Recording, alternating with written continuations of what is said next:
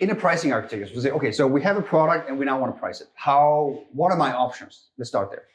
And I'd say that you have, the first thing that you need to sort of consider is, well, am I charging something on a recurring basis or just on a transactional basis? So is this something that I just, I deliver something and then I charge for it and we're done?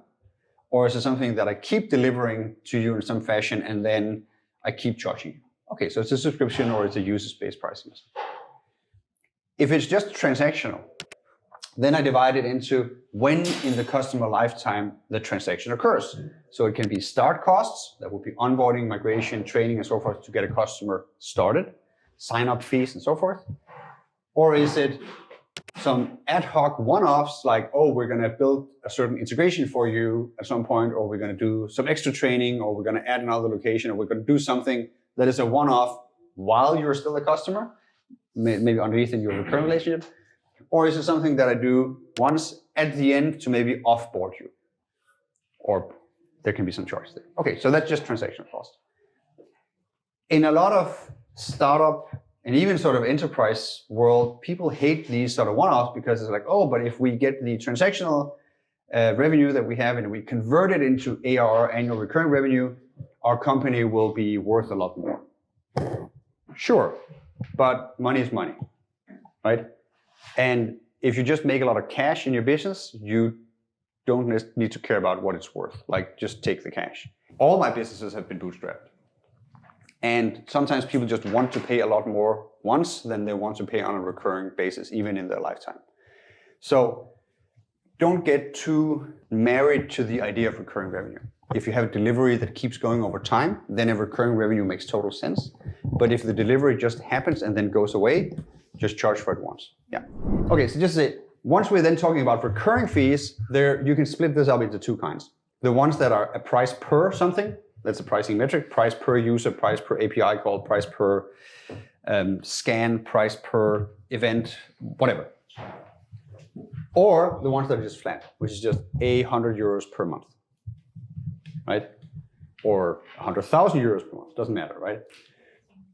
Flat fees are great. They have a lot of functions in a pricing model for various reasons.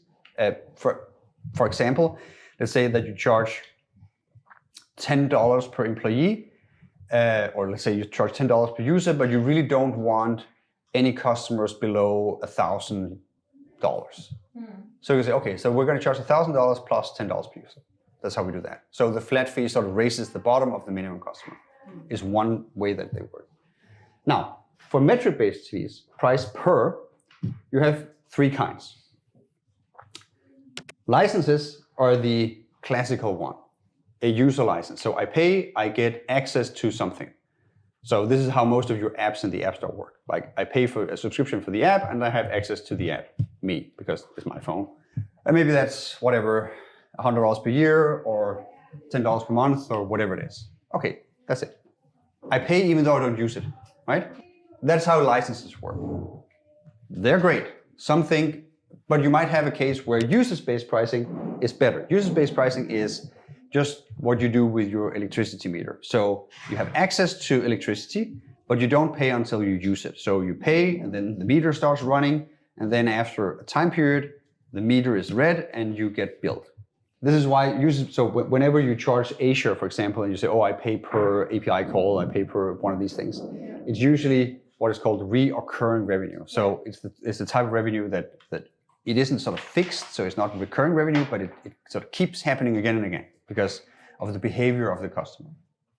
The third kind is credit-based metrics. So do any of you have Audible? Like the sound book app? Okay.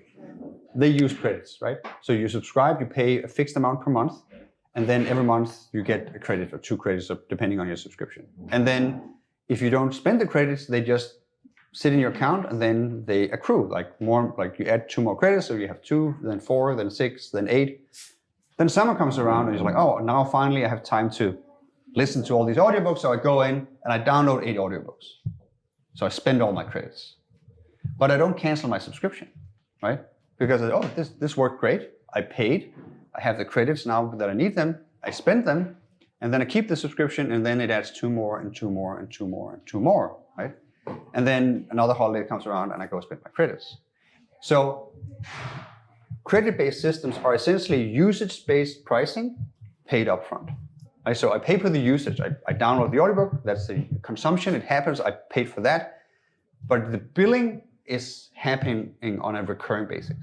So it can work, but it takes a little bit sort of more care to design the details around it so that people don't get sort of hung up. There can be a lot of terms and conditions like, oh, do credits expire? Which credits do I use first? Like the oldest one or the newest ones? What do I get my credits back if I churn? Blah, blah, blah. There's a lot of questions around credits that just needs to be answered when you're in a sales context.